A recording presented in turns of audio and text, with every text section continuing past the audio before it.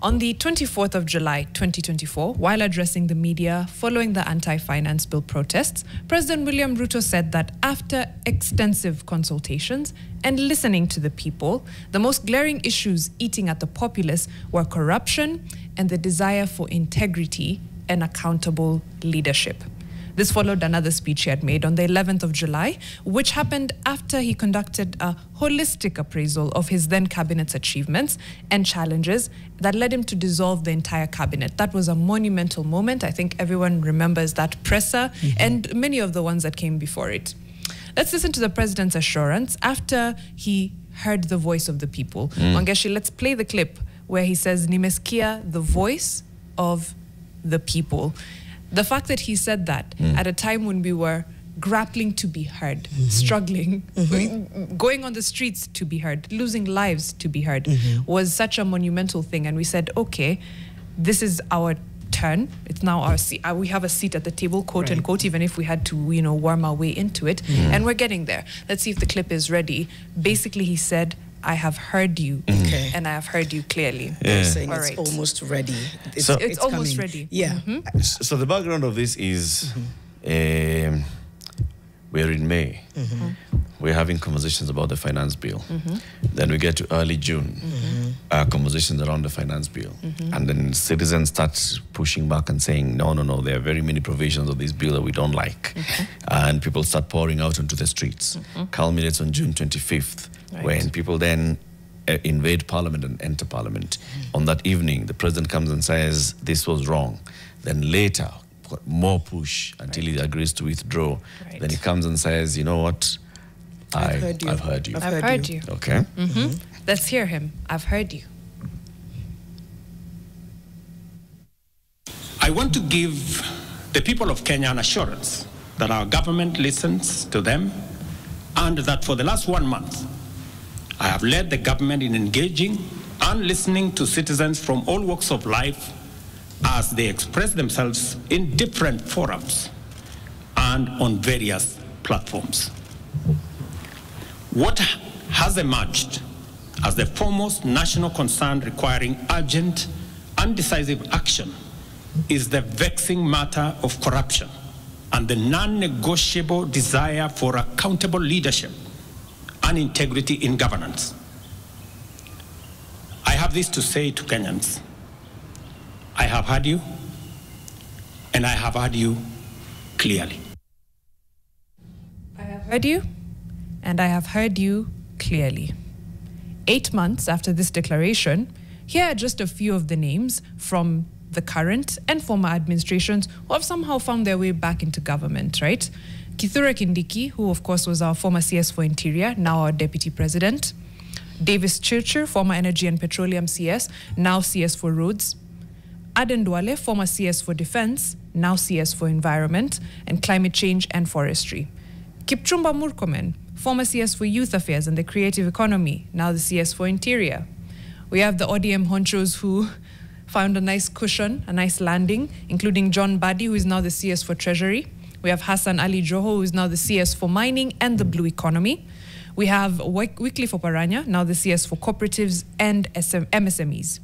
Now, when the finance bill was under fire, a lot of these names were members of your cabinet, were advisors, who seemingly gave you counsel as far as this finance bill was concerned. Whether you heard the counsel or not, positive, negative, we're not privy. What we do know is we're seeing a lot of the names that gave counsel and allowed for a finance bill that was so punitive to find its way onto the floor of Parliament and then lead into what it led to. All those people were members of, some of those people actually were members of your cabinet, and they have now found their way back. A bill you later rejected, basically giving an indictment of their work. And now they found their way back into the government systems. They've wormed their way back, or rather have been appointed back. Let's not forget, several attempts have been made to sneak in clauses of the finance bill that we thought we were over and done with. For example, the tax amendment bill, actually. We thought that all this was over and done with. I could really go on and on and on with several other things, including the nominations for principal secretaries that have just come to us a few days ago, some positions that existed before, others that did not, adding to an already bloated wage bill. I could go on and on and on. But Mr. President, when you say I have heard you, and I have heard you clearly. Miss me with that.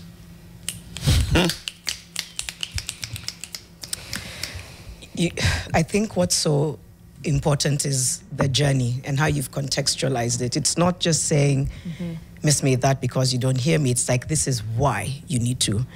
And so I guess it begs the question, is it a lack of ideas, or is it disdain for the Gen Z-led movement that created this kind of cycle of saying, let them go, but let's bring these ones back in? Is it a feeling that with Rao by my side, I can make certain moves and they'll be acceptable? What really is the reason for recycling, reshuffling? I think it's recycling and reshuffling. That's it. It's both. It's both. We call it a reshuffle. It's a recycle. And we love to recycle in this country. When you're bad at your job and yours is a government job for some reason, you don't get fired. You just get reappointed somewhere else. Like, let's make you someone else's problem. Oh, there was a lot of crime in Kimana. And Eric loves to use it as an example, so now I have to use it, right? There was a lot of crime in Kimana. Okay, what do we do? The OCS, we're transferring him to Yakalia, where Mariam comes from. It's like, okay, now do the people of Yakalia deserve and performing OCS, right? Same thing to ministries. You didn't do so well at the interior docket, but I know where else I can send you. You didn't do so well at the Ministry of Environment, but I think you'd thrive in agriculture. Why? Is it a gridlock? Somebody can describe this as a political gridlock, where there's no room to maneuver and make room for more. It's a gridlock, but it's really trying to understand the basis of the gridlock, because as long as we don't, it's very likely that we'll continue to see the recycling, reshuffling, reintroduction of, reappointing. I'll be the bad guy, like that statement. The basis of the gridlock is appointments are often political favors, not merit-based.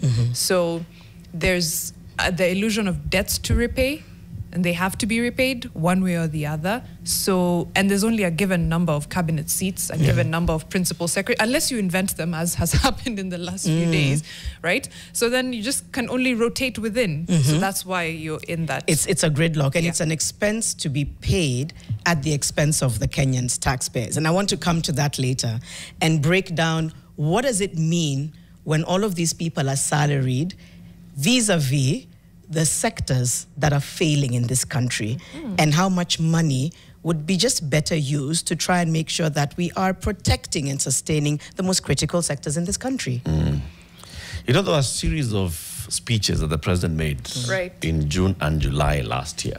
In fact, since then, on before then, he has not made this number of official addresses to the public. Not at all, right? So on the 25th, Parliament is invaded, he comes out, and of course that's the day when he says treason and all those. Okay? And the following day, people still continued. He came out on the 26th, the day after, and he said, when he spoke then, he didn't dismiss his cabinet, but he spoke about, we have worked hard, we came up with this, finance bill. There was public participation, then there was feedback. We made significant progress in, addressing some of that feedback. However, it became clear that people were unhappy with the members. This is what he said on the 26th. Notwithstanding all the concessions that they had made in the initial finance bill into the revised finance bill, it became evident that members of the public were still insisting on the need for us to make more concessions. Okay? And that's when he came and said, accordingly, I propose an engagement with young people of our nation to listen to their issues and agree with them on their priority areas of concern. I also propose that within the next 14 days, a multi-sectoral, multi-stakeholder engagement be held with a view to charting the way forward. And this is why people responded and said, why are you saying multi-sectoral, multi-stakeholder? We have told you what we want, right? Forget all these issues. Right. But he also said on that same day, the 26th, I direct with immediate effect further austerity measures to reduce expenditure, starting with the Executive Office of the President, extending to the entire executive arm of government. I direct that operational expenditure in the presidency be reduced to remove allocations for the confidential vote, reduce travel budgets, hospitality, in purchase of motor vehicles, renovations, and other expenditures. Okay? I'd like to repeat. 26th of June, President William Ruto directed reduction in expenditure in the executive office of the president. This is the one that pays advisors and all the others. He says, reduce that thing called confidential vote, remove it. Reduce travel budget, reduce hospitality, reduce purchase of motor vehicles, renovations, and other expenditures. Okay. But fast forward, To 2020. most of the headlines have been about renovations. Right. We also saw one of the Daily Nation articles that highlighted some of the budgetary allocations with regards to travel. And it's literally, it's political survival. Do you see where the issue is? Yeah. So I'm this doing the is- math in my head. This is June 26th. Yeah. Okay? Let's not even go to all those. Let's just look at those three things. Reduce budget in the executive office of the Right. president. Let's come to today. He has appointed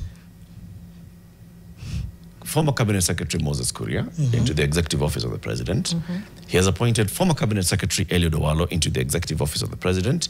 He has appointed former Principal Secretary Edward Kisiangani into the executive office of the Yes. president as advisors. Reduce? Has he? Okay. Reduce budgetary allocation. In fact, remove confidential budget. Also reduce travel, reduce hospitality, reduce renovations, and reduce motor vehicles. Right. In the just signed supplementary budget, all those things were back there. Right. Renovations for State House. There was a complete application for an increase in the budget to State House that was going to cater for hospitality, travel, motor vehicles, what he committed to remove last year in June. That's one. Yeah. One inconsistency. One. eh? One. Inconsistency two. When you dissolve a cabinet, what does that say? It says, not only is this particular ministry not running efficiently or as it should, all of them are not running efficiently and as they should. There's been complaints about whether it's poor performance of the CSs or whether it's lavish lifestyles and showing off and all of that. I'm putting all that together. I have heard you. I'm dissolving the said cabinet. What does it then say when almost all of them find their way right back into cabinet with other positions? They're not in the same ministries, but they are in cabinet. So have they suddenly gained capacity, which they did not have in the last year? Have they suddenly become more qualified for the job? Have you put in place policies or measures that would make them better suited to do this work? Or are you just recycling, reshuffling? And this one, Yeah. he actually said, he dissolved the cabinet on July 11th. Okay? Yes. And this is what he said.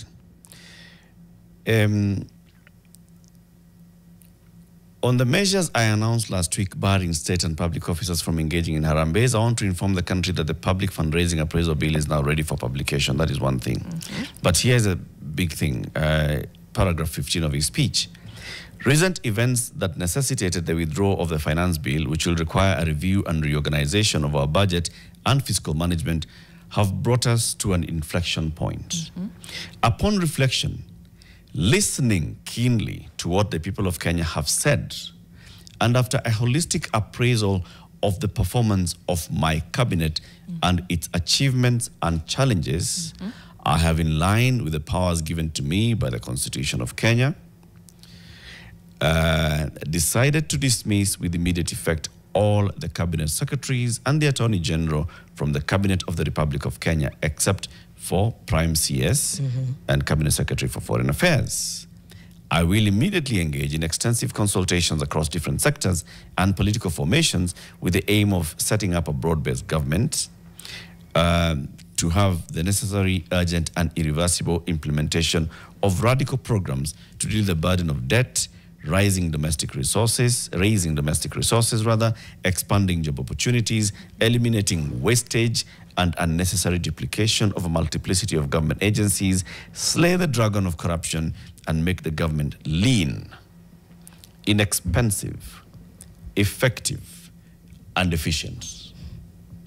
He is dismissing, he has appraised the performance of his cabinet, and he has decided, Right.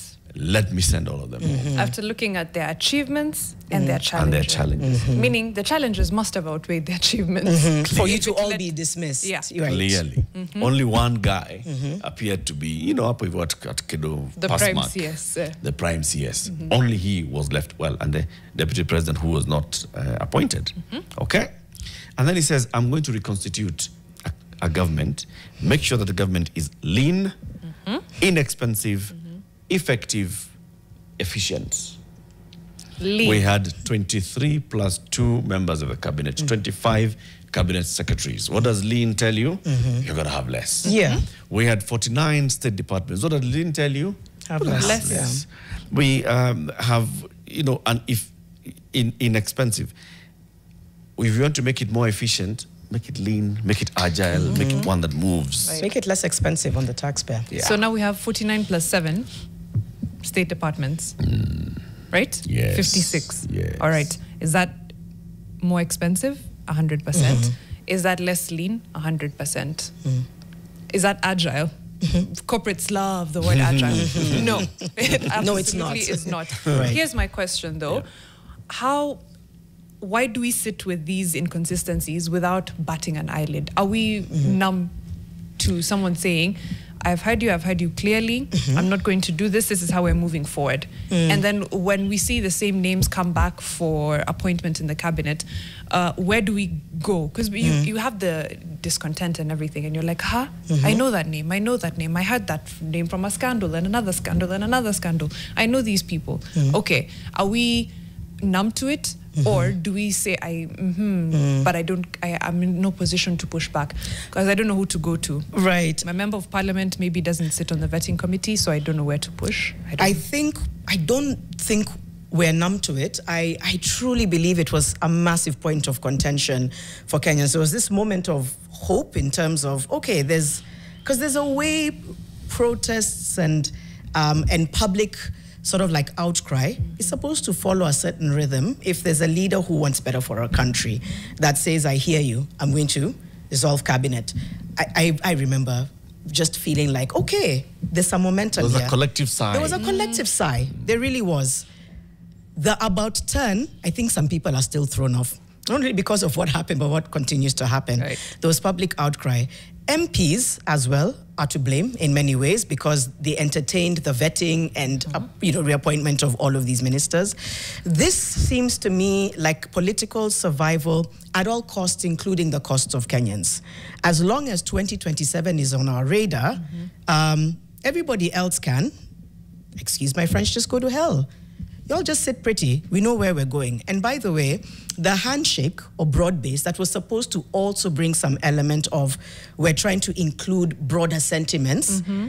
Do you know, I think if we can do the math, and I wish I'd done it earlier, every handshake comes with more expenses. You're actually denting me as a taxpayer the more you guys come together, because that's not what it's about. Right. It's about efficiency and it's about lean. So even when you come together, not only does it discourage me because I felt like you were going to be the opposition leader, the person who keeps the government in check.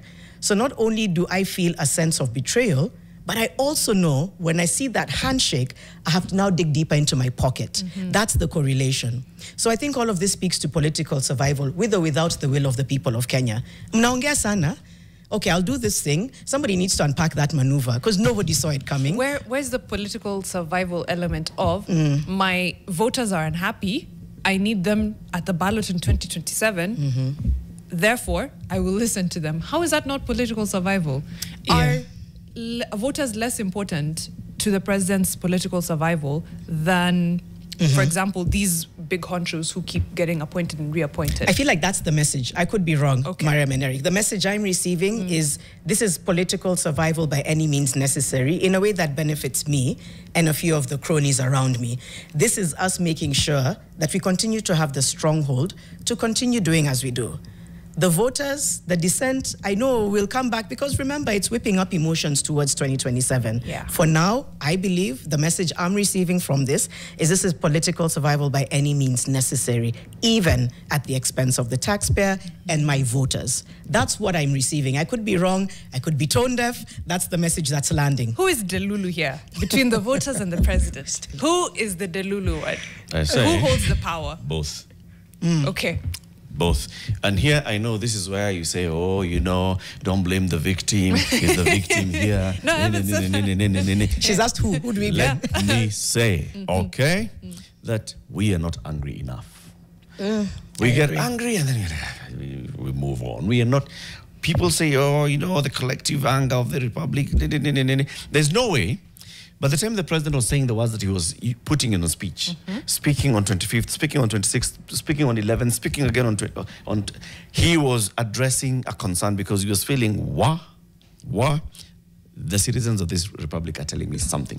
They're telling me they're completely unhappy. Yeah. The first time people started going onto the streets, he spoke at a church in Nyandarua, where he said, our young people just don't get it. They're just not understanding the connection between this finance bill and provision of electricity, the connection between this finance bill and making university education affordable. They're just not getting it. That week, Tuesday, your youth were out on the streets. Okay? And by Thursday, Kiliumana, they went into parliament. And he came out on that day and he was like, come on, you people. You are allowed, the treasonous elements, we've just taken over this thing. Continued anger overnight. The following day, Friday, 26th, he came out again and he spoke and he said, okay, now guys, Nisawa, we are going to have a dialogue. I'm hearing you. Just relax. We are withdrawing that bill. We are going to have dialogue around this and to see how we can broad-base our government. Okay? People continued, where it is not enough. You go, you. He's like, okay, sawa. I have listened, I've heard you, and then I'm going to dismiss the entire cabinet.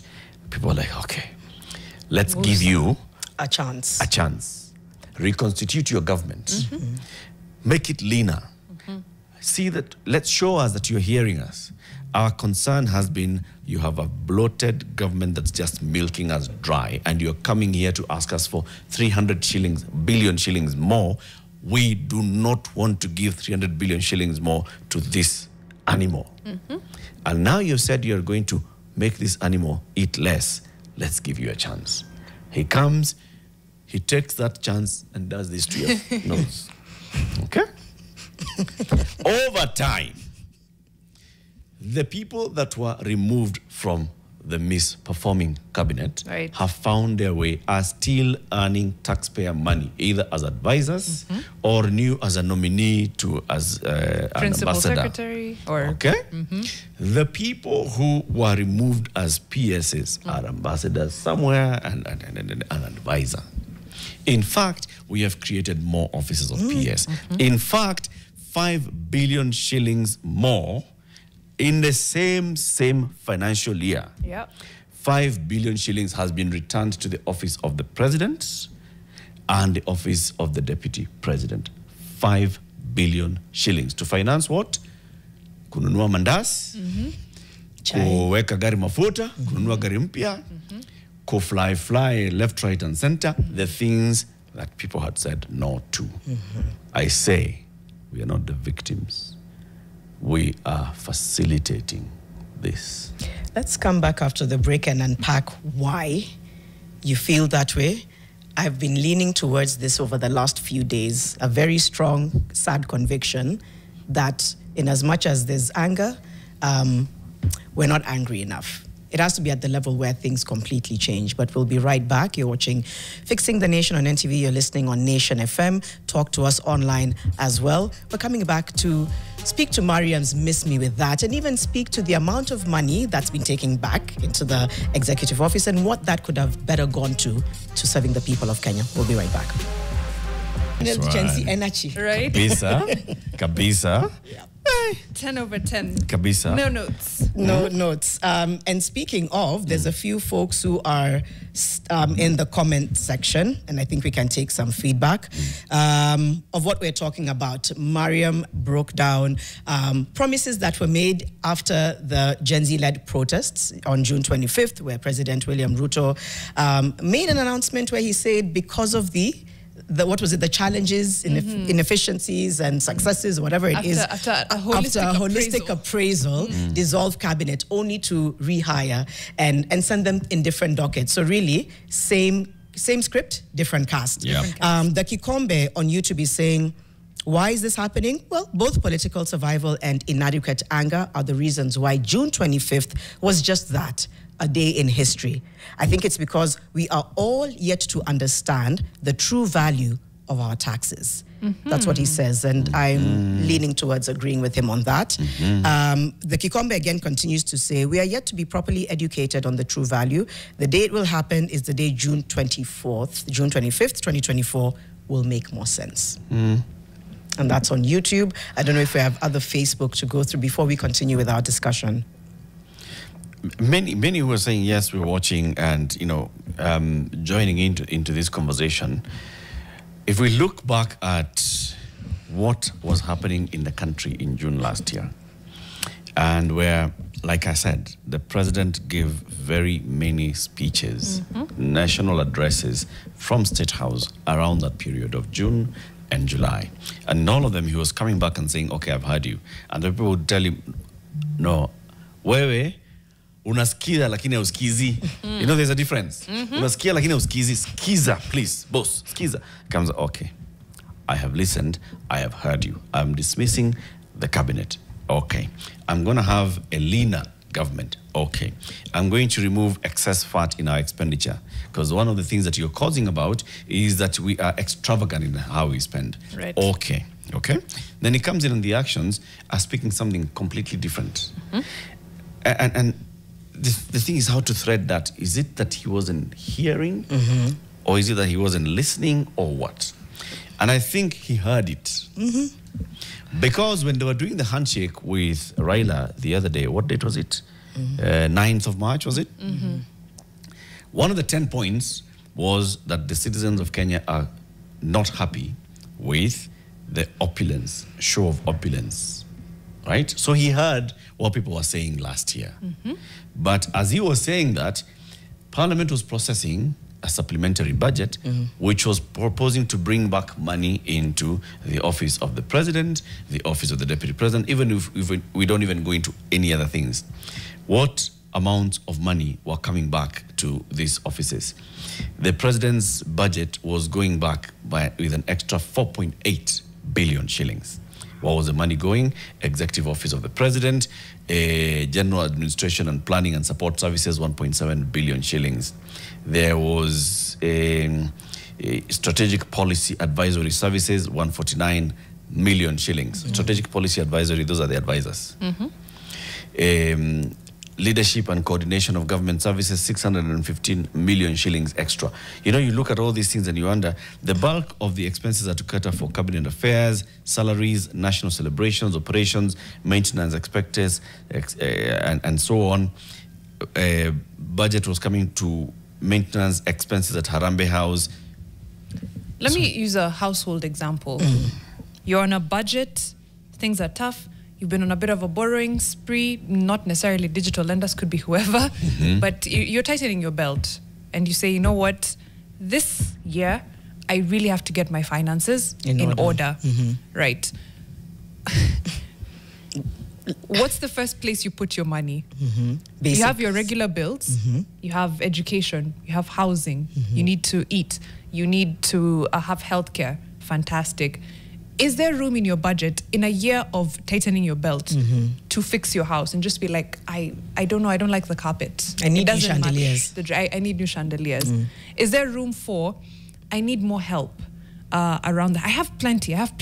I just need more because I feel like these ones, they're helping me, but I'm not even going to fire these ones and then recruit again. Have an extra gardener, you know? Yeah. As this one is watering, this one is holding the pipe. Yeah, because my lawn needs to look a certain way. Needs to be green. Right. Had you made, did you say that we also need to reflect on the previous regime? Did we want to make any comments about that? 100%, because I think President William Ruto is also not operating in a vacuum. He's seen his predecessors do more or less the same thing. We have a history of, oh, we don't like them, reshuffle, recycle, reuse. We'd be great for the climate if, you know, it works. We have If the it full works. 7 hours, Yeah. Right. So it's borrowing on previous trends. Can we speak a little bit to the numbers before we come back? So with President William Ruto nominating new principal secretaries, and this happened, Thursday, I believe it was, a few days ago. So now there's principal secretaries. So it talked about the different ones: State Department of National Coordination, Justice, Human Rights, Constitutional Affairs, etc. The cost of hiring a PS is substantial, far beyond basic salary. According to the Salaries Remuneration Commission, a PS earns a monthly salary gross of 792,519, which translates to almost 10 million, right?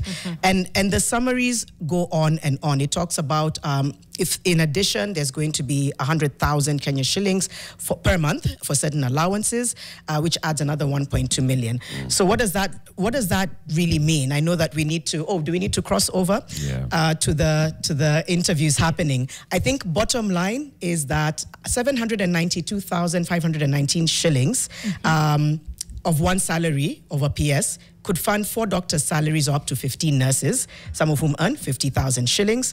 Education sector, look at the free lunch program. The government estimates that feeding one child in public school costs about 30 shillings per day. So 35 million shillings in mortgage for a single PS could feed 100,000 students and school children for an entire term, and so on and so forth. What we need to do is, like, on a daily basis, Janet. Yes. Keep...